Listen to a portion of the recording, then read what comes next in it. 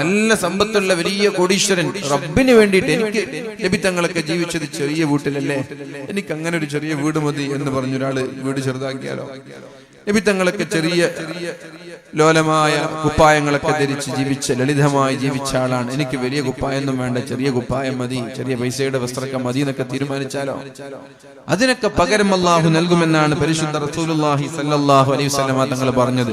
അപ്പൊ ഞാൻ പറയുന്നത്, ഒരാൾ നല്ല വസ്ത്രം ധരിക്കുന്നത് തെറ്റല്ല. പൈസ ഉണ്ടെങ്കിൽ ആർക്ക് എങ്ങനത്തെ വസ്ത്രം ധരിക്കാം, അത് തെറ്റല്ല. പക്ഷേ അള്ളാഹുവിന് വേണ്ടി ഈ വസ്ത്രം ഒഴിവാക്കി ലാളിത്യം ഒരാൾ ഏറ്റെടുത്താൽ,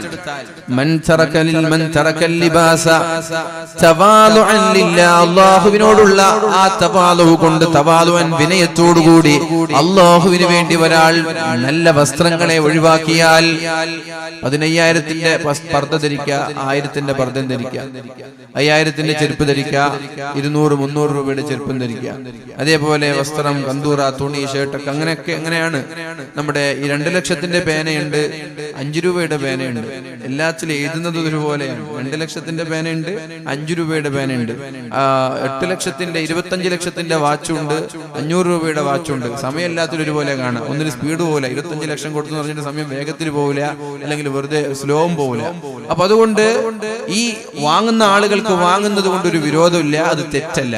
പക്ഷേ മൻ തറക്കൽ ലിബാസ്, ആരെങ്കിലും ഒരാൾ വസ്ത്രത്തെ അള്ളാഹുവിന് വേണ്ടി ഉപയോഗിച്ചു, എന്തേ തവാലുഅൻ, വിനയത്തോടുകൂടി ഉപേക്ഷിക്കുകയാണെങ്കിൽ, വഹുവ യഖ്ദിറു അലൈഹി, അയാൾക്കത് ചെയ്യാൻ കഴിയുക, വാങ്ങാൻ കഴിയുക, നല്ല വസ്ത്രം ധരിക്കാൻ കഴിയുക, അള്ളാഹുവിന് വേണ്ടി അങ്ങനെ ഉപേക്ഷിച്ചാൽ, അള്ളാഹു പറയുന്നു, നബി തങ്ങൾ പറയുന്നു, ദഅഹുല്ലാഹു യൗമൽ ഖിയാമ, ഖിയാമത്ത് നാളിൽ അലാ റൂസിൽ ഖലായികി, ലോകത്തുള്ള സർവ്വ സൃഷ്ടികളുടെയും മുമ്പിലൂടെ അള്ളാഹു അയാളെ വിളിച്ചു കൊണ്ടുവരുമെന്നാണ്.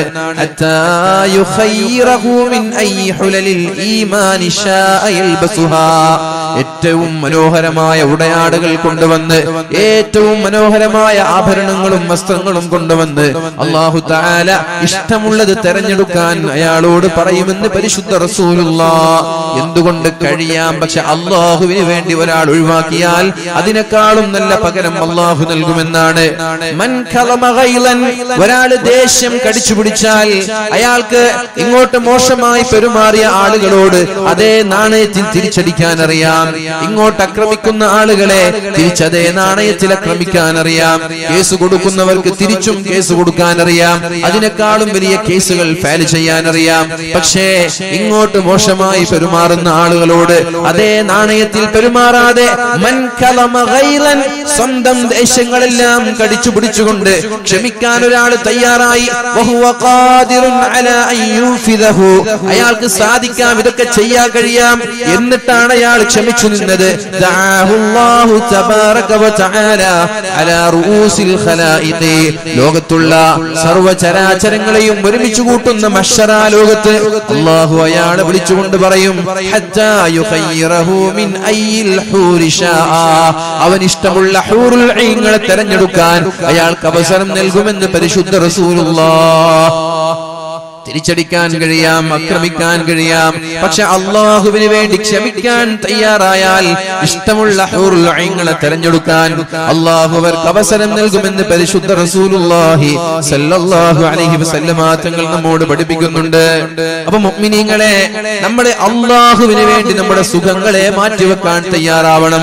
അള്ളാഹുവിന് വേണ്ടി പ്രത്യേകിച്ച് ഹറാമായ മേഖലകൾ, ഹറാമായത് ആസ്വദിക്കാൻ നമ്മൾക്ക് അനുവാദമുണ്ട്. ഹറാമായ എല്ലാ ആസ്വാദനങ്ങളും, ഹറാമായ എല്ലാ സമ്പാദ്യങ്ങളും അള്ളാഹുവിന് വേണ്ടി മാറ്റിവെക്കാൻ തയ്യാറായാൽ അതിനേക്കാളും നല്ല പകരം അള്ളാഹു നിങ്ങൾക്ക് തിരിച്ചു തരുമെന്നാണ് പറഞ്ഞത്.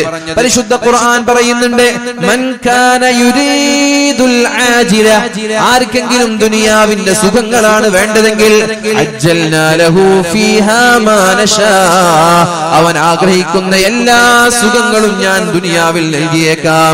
അജ്ജൽനാ ലഹു ഫീഹാ മാ നശാഉ ലിമൻ നുരീദ് ثم جعلنا له جهنم يصلاها مذموما مدحورا.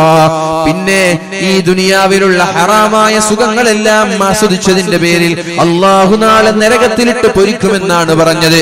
ദുനിയാവിൽ സുഖം വേണോ? വ്യഭിചാരങ്ങളുടെ സുഖം, ഹറാമായ സമ്പാദ്യങ്ങളുടെ സുഖം, ഹറാമായ പാനീയങ്ങളുടെ സുഖം, എന്തൊക്കെയാണോ ഹറാമായ മയക്കുമരുന്നുകളുടെ ലഹരികളുടെ സുഖങ്ങളെല്ലാം ആർക്ക് വേണമെങ്കിലും ഇവിടെ ആസ്വദിക്കാം, ആർക്ക് വേണമെങ്കിലും എന്തും ഇവിടെ ചെയ്യാം.